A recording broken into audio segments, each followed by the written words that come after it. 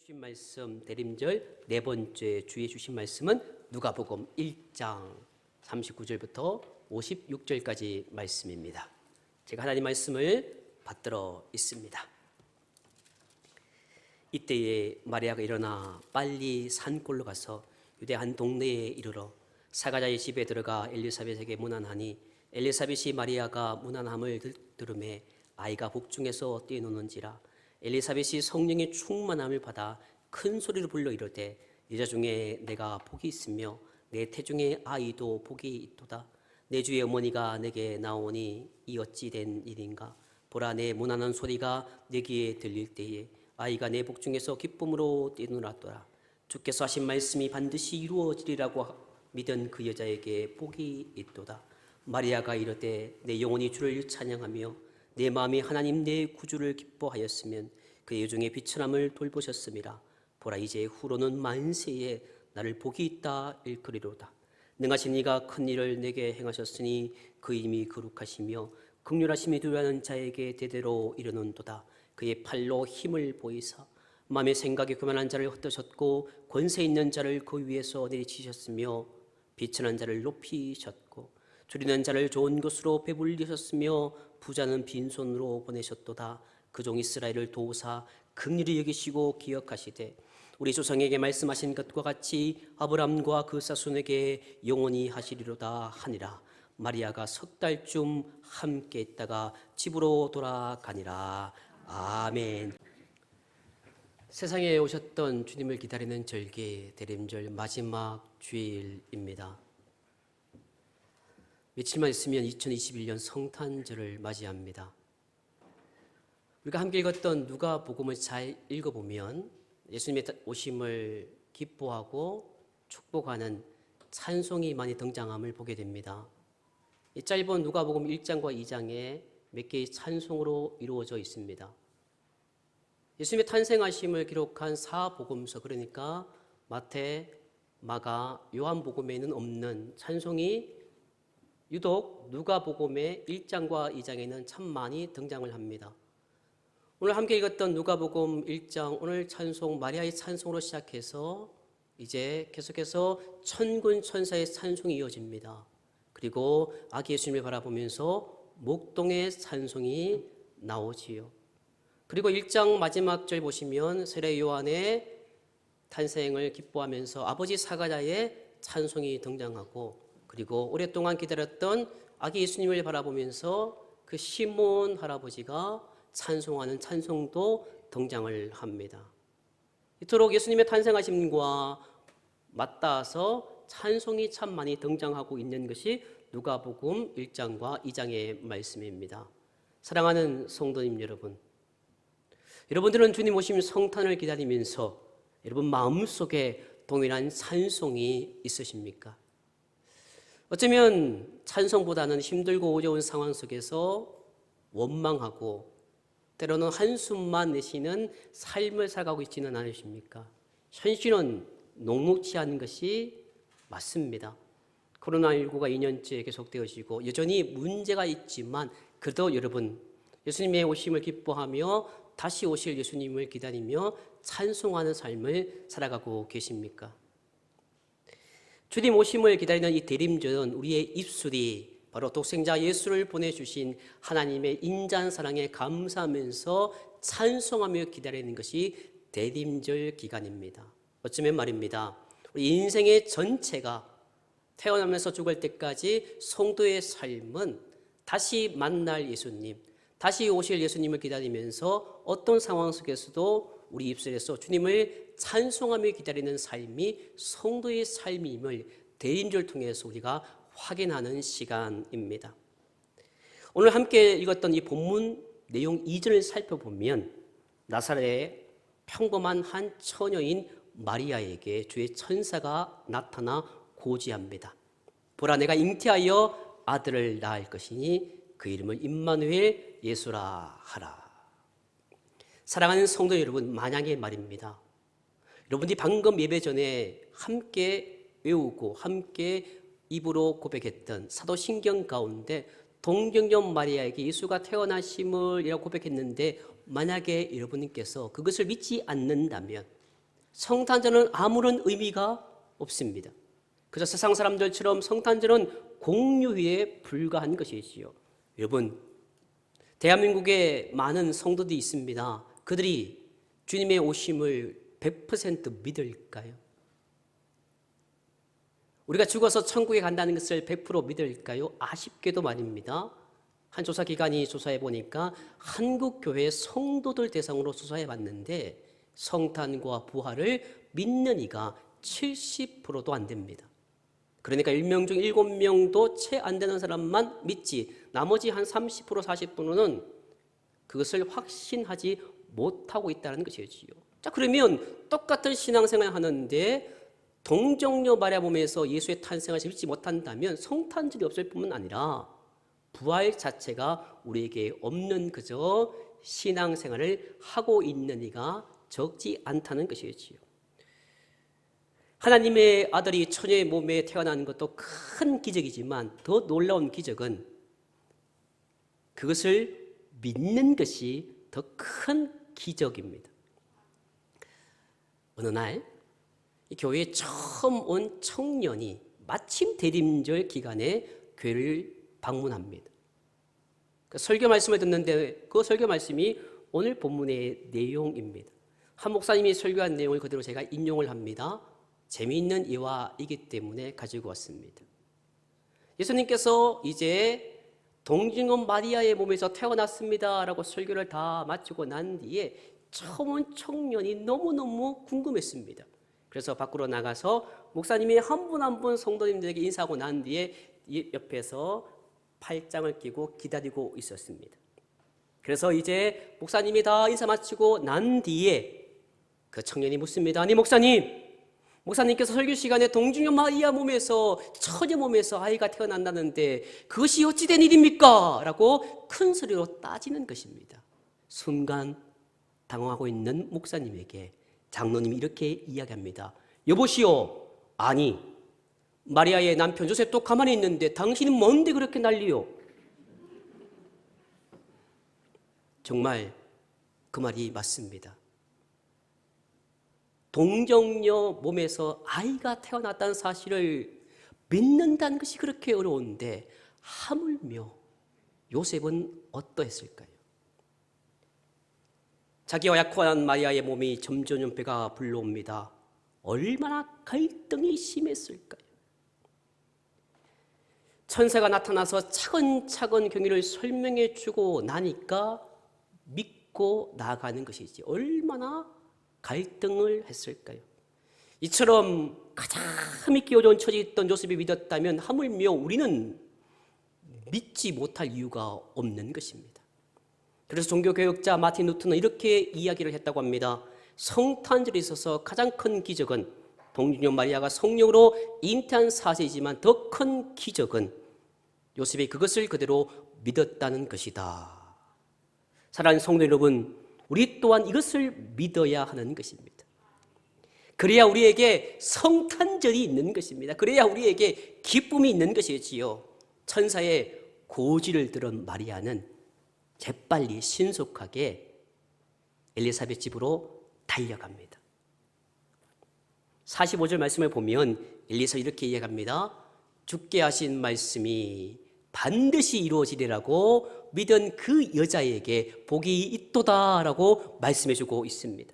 그리고 마리아는 45절과 46절과 48절에서 이렇게 이야기합니다. 마리아가 이르되 내 영혼이 주를 찬양하며 내 마음이 하나님 내 구주를 기뻐하였으면 그의 여종의 비천함을 돌보셨음이라. 보라 이제 후로는 만세의 날을 복이 있다 일컬이로다. 아멘. 이렇게 화답하고 있습니다. 마리아가 자신이 복이 있다고 이야기합니다. 여러분, 복 받을 것입니까? 아니잖아요. 아니 처녀의 몸인데 여러분 그 당시 유대 사회의 결혼 풍습에 따르면요 여자가 결혼하는 그때의 나이가요 12세나 16세 사이에서 결혼을 했다고 합니다. 우리 옛날도 마찬가지지요. 자 그러면 이 어린 10대 여인이 얼마나 당황했으면 그 천사에게 아니 내가 남자와 동침하지 않았는데 어떻게 내가 아이를 가집니까? 라고 반문할 정도였으니까 얼마나 당황스러웠을까요? 그런데 그 여인이 자신이 복이 있다고 합니다. 그 이유가 무엇일까요? 복 중에 있는 아이가 보통 아이가 아니라 이 아이가 이 땅을 구원할 구주 예수 그리스도라는 것을 확신했기 때문이지요. 그래서 자신이 잉태한 주로 말미암아 비천한 내가 높은 데에 있을 것이라고 이야기합니다. 이것이 무엇입니까? 이 아이를 통해서 자기가 부자가 되고 이름이 더 높아져서 세상에서 존경받는 것이 아니라 비천한 자, 죽을 수밖에 없는 내가, 천국에 가지 못하고 지옥 갈 수밖에 없는 내가 이 예수로 말미암아 높은 저 하늘에 거하게 됨을 알았기 때문에 이 마리아는 기뻤다라고 이야기합니다. 복이 있다라고 이야기하는 것이지요. 엘리사벳이 마리아에게 복이 있다고 말한 것도 그 마리아가 잉태한 아이가 바로 주님임을 확신했기 때문에 복이 있다라고 합니다. 여러분, 만약에 여러분이 입장 바꿔 생각해 보세요. 여러분의 딸이 누가 결혼도 하지 않았는데 임신했으면 아이고 잘 됐다라고 합니까? 냅다 주먹이 날아갈 거예요. 자, 여러분 엘리사벳이 누굽니까? 사가랴의 아내입니다. 제사장의 아내지요. 성경에 보시면요, 오랫동안 아이가 없었습니다. 늙은 여자였지요. 이제 임신할 수 없는 그 여인이 임신합니다. 자, 누가 더 복입니까? 당연히 세상적으로 보면 엘리사벳의 임신이 더 복입니다. 그런데 이 처녀인 마리아가 아이를 가졌을 때 복이 있다라고 이야기합니다. 그것은 바로 무엇입니까? 엘리사벳이 알았다는 거예요.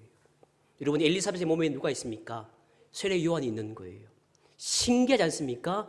세례 요한이 마리아 속에 있는 아이를 바라보고 그 엘리사벳에 있는 세례 요한이 뛰놀았다는 거예요. 놀라지도 않으시네.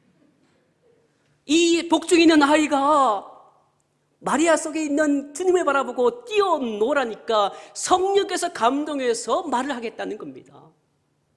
이것이 바로 엘리사벳이 마리아를 바라보면서 당신이 뵌 그 아이가 주님임을 고백했던 놀라운 이야기지요.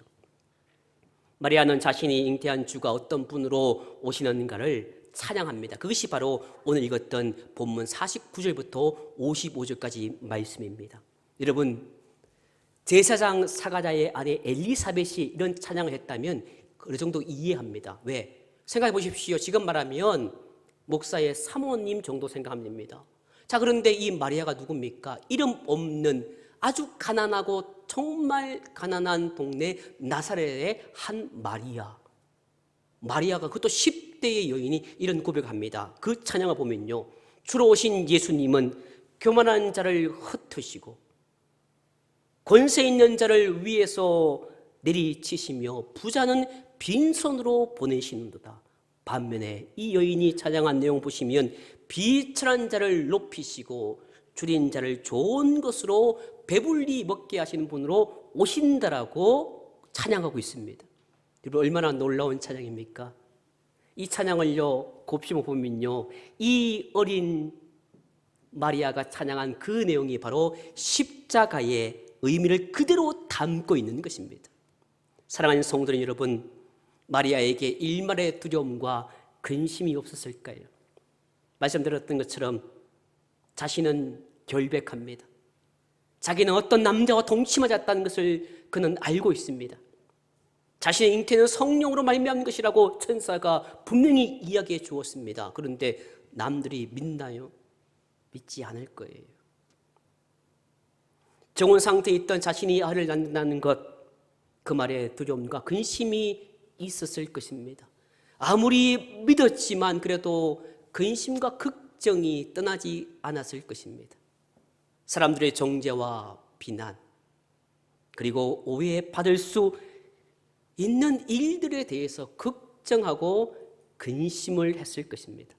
더 나아가 돌팔매질까지 당할 수 있는 그런 일도 생각을 하게 되었을 것입니다. 이와 같은 마리아와의 근심과 두려움은 바로 자기가 잉태한 그 아이가 예수 그리스도이심을 그가 알았기 때문에 모든 걱정과 근심이 떠나갔음을 믿으시는 저와 여러분 되시기를 주의 이름으로 간절히 축원합니다. 여러분, 그렇습니다. 우리도 오늘 이 자리에 있는 사람 가운데 걱정과 근심이 없는 이가 어디 있습니까? 말씀을 전하는 저도 걱정과 근심이 왜 없겠습니까? 여러분도 걱정과 근심이 왜 없겠습니까? 그러나 이 여인도 걱정하고 있었지만 주님께서 나와 함께 하시고 내 속에 있는 그 아이가 그리스도 예수이심을 알았기 때문에 걱정과 근심이 떠나갔던 것입니다. 우리도 마찬가지입니다. 주님의 오심을 기다리며 대림주를 보내며 다시 오실 주님을 기다리기에 걱정과 근심이 있지만 오늘 우리는 찬송하며 예배하는 것입니다. 이것이 바로 예수 그리스도를 소유한 참된 성도의 실체입니다. 세상에서 버림받고 어떤 위기의 상황을 만나도 예수 그리스도를 소유한 사람은 기뻐하는 것입니다. 세상에서 나는 가난합니다. 세상에서 나의 자녀는 못났습니다. 세상에서 내 자녀는 장애인입니다. 세상에서 나는 가난하고 헐벗고 어려운 삶을 살아간다 하더라도 나는 기쁠 수가 있는 것이 내가 소유하고 있는 내 안에 있는 분이 예수님이기 때문에 그는 항상 기뻐할 수가 있는 것입니다. 예수 그리스도는 이 세상에서나 저 천국에서나 가장 보배로운 자이기 때문입니다. 예수 그리스도를 통해서 진리를 알게 되고 예수님을 통해서 영생과 사죄를 얻게 되고 예수 그리스도를 통해서 천국을 얻었습니다. 그 예수님을 통해서 죄와 사망의 권세를 물리칠 힘을 얻었습니다. 예수 그리스도를 소유하면 세상에서 걱정과 두려움이 사라집니다. 기쁨이 그 영혼에게 충만하게 됩니다. 왜 두려움이 없겠습니까?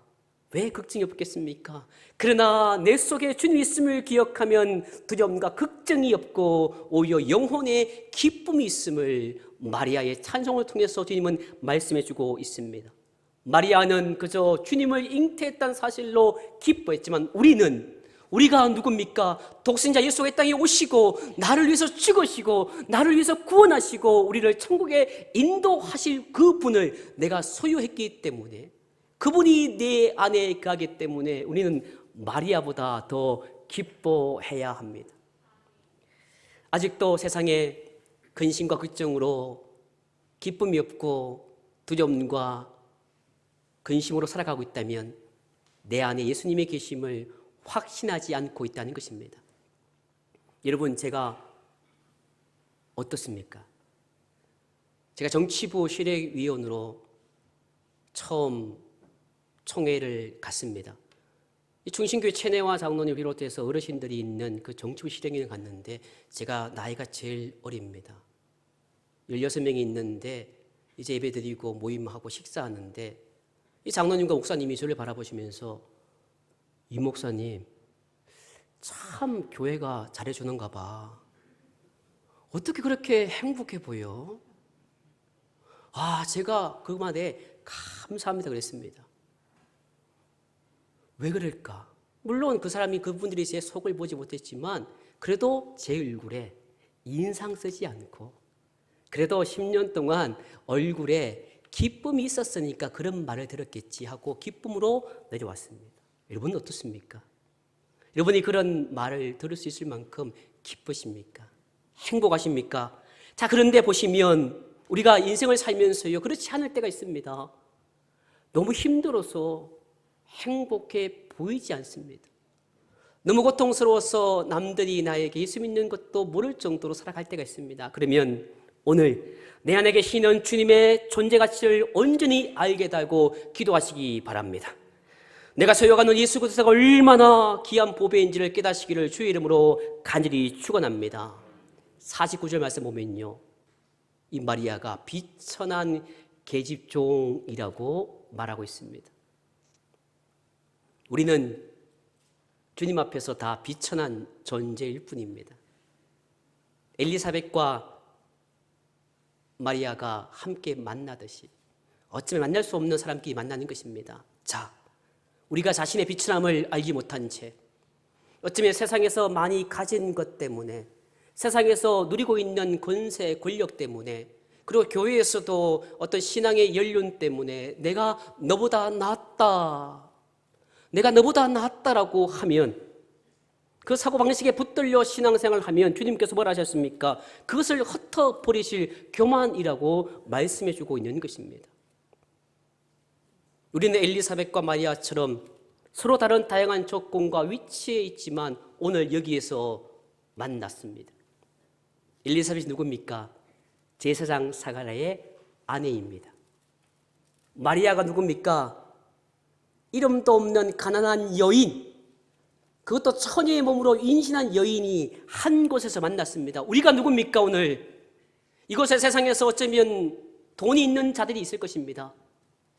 세상에서 이름 높은 자리에 있는 분도 있을 것이고, 자녀들이 잘 되고 잘난 아이도 있겠지만, 그러나 그렇지 못한 이도 있습니다.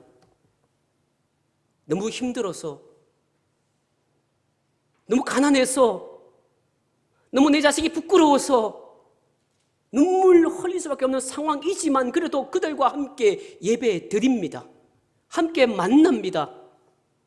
그래서 우리는 주 앞에서 누구나 비천하다는 것입니다. 그래서 비천한 존재로 같이 이 자리에 나올 뿐입니다.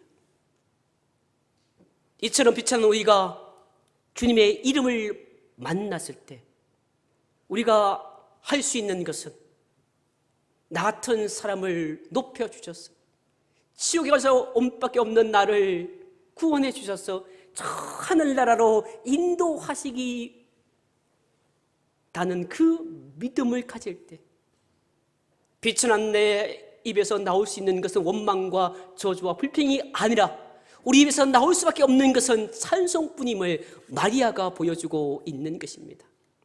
사랑하는 성도 여러분, 마리아의 찬송은 하나님 말씀에 의한 우리의 태도를 살펴보게 하는 것입니다. 성탄절을 앞두고 여러분은 침묵하거나 원망하고 계십니까? 아니면 마리아처럼 여러분 입술에 찬송하며 살고 계십니까? 입술의 찬송은 마음의 확신에 따라서 좌우됩니다. 환경 때문에 찬송이 나오는 것이 아닙니다. 환경 때문에 불평과 불만과 침묵하는 것이 아닙니다. 침묵과 찬송, 그것은 하나님의 약속에 대한 확신이 있느냐 없느냐의 차이입니다. 여러분과 저에게는 하나님께서 하늘에 놀라운 기업을 주셨습니다. 그 크신 하나님을 찬송하시기 바랍니다. 비록 내가 가진 것이 없다 하더라도, 비록 이 땅에서 내가 좀 부족한 삶을 살아가다 하더라도 하나님은 나에게 놀라운 기업을 주셨습니다. 그러기에 우리는 찬송할 수가 있습니다. 지난 목요일 날 합천 시찰 모임에 제가 초대되어 갔습니다. 어쩔 수 없이 국내 선교부장이라는 이름으로 합천 시찰의 어떤 현안을 논의하기 위해서 제가 참석했는데, 식사하는데 합천의 행복한 교회 정재현 목사님이 놀라운 고백을 하는 것입니다. 그 고백을 제가 듣고 설교 시간 인용하겠다고 허락받고 그 간증을 제가 말씀을 드립니다. 이 목사님이 힘들고 어려운 상황 속에서 이제 새벽잠을 설치고 있는데 하나님이 꿈을 주셨다고 합니다. 그 사람이, 그분이 목사님이 일종 대형 운전면허증이 있으니까 이제 교회 버스를 몰고 가는데 자기가 발가 벗었다고 합니다. 너무 부끄러워서 발가벗고 있는데 뒤로 돌아보니까 같은 교회 성도님들이 똑같이 발가벗고 차를 타고 있었답니다. 근데 그 차가 하늘로 올라가는 거예요. 아, 내가 죽었구나. 그리고 올라가는데 얼마나 흔들리든지 힘들고 오전, 그것이 인생 삶에서 내가 겪었던 고난이구나 하면서 가는데 그 하늘날 가까이 가니까 수많은 방들이 있답니다. 그 방에서 한 사람 한 사람 들어갔는데 어떤 사람은 그대로 떨어져 지옥으로 가고, 그 방을 보니까 어떤 이는 그곳에서 얻어맞아 창자가 튀어나오고 그런 피 흘린 채 있는 이들이 있답니다. 아, 그렇구나. 마지막 심판대에 서니까 어떤 이는 그대로 지옥에 떨어지지만 어떤 이는 이 땅에서 삶에 따라서 상급에 따라서 맞는 이도 있구나, 그것을 보게 되고 두려움 마음에 이제 올라갑니다. 세상에 아무리 명품이 있다 하더라도, 세상에 명품 옷과 좋은 집에 산다 하더라도 주님 앞에 가면 발가벗고 가는구나 하고 이제 자기 앞에 다 천사가 있는데 너무 두려워 눈을 떴답니다. 저는 이 말씀을 듣고 오늘 설교를 마치며 이야기합니다. 우리는 두려워할 필요가 없습니다. 이 말씀은 무엇입니까? 우리는 이 땅에 가진 것이 없다 하더라도, 명품 옷을 입지 않는다 하더라도, 좋은 차를 타고 좋은 집에 있지 못한다 하더라도 어차피 우리는 다 발가벗고 갈 사람이고 우리에게는 천국이 있다는 것입니다. 그래서 이 땅에서 괴롭고 이 땅에서 어렵고 매일매일 고통스럽다 하더라도 우리는 찬송할 수 있는 이유가 여기에 있는 것이지요. 사랑하는 성도님 여러분, 여러분들을 통해서 이루실 하나님의 계획으로 인해서 오늘 마리아가 미래를 바라보고 그 고통과 고난 가운데 천의 몸으로 잉태한 사실을 그가 알았지만 그 복중에 있는 아이가 장차 구원의 주로 오심을 그가 알았기 때문에 찬송했듯이 고통과 어려움 가운데 있는 저와 여러분들이 남은 생에 매일매일의 삶이 찬송으로 이루어졌어. 마지막에는 저 천국에 들어가 하나님의 귀한 축복을 받으시는 저와 여러분 되시기를 주의 이름으로 간절히 축원합니다. 기도하시겠습니다. 이 시간 조용히 함께 기도하기 원합니다. 나와 함께 하시는 주님의 존재 가치를 깨닫지 못했던 나를 용서해 주옵소서. 가진 것이 없어서, 주어진 것이 없어서 찬송하지 못했던 나를 용서해 주시고, 이제부터 예수 그리스도가 귀한 보배의 힘을 깨닫고 하늘의 기업이 나에게 있음을 깨닫고 매일 찬송 있는 삶을 살다고 조용히 그러나 간절히 하나님께 기도합니다.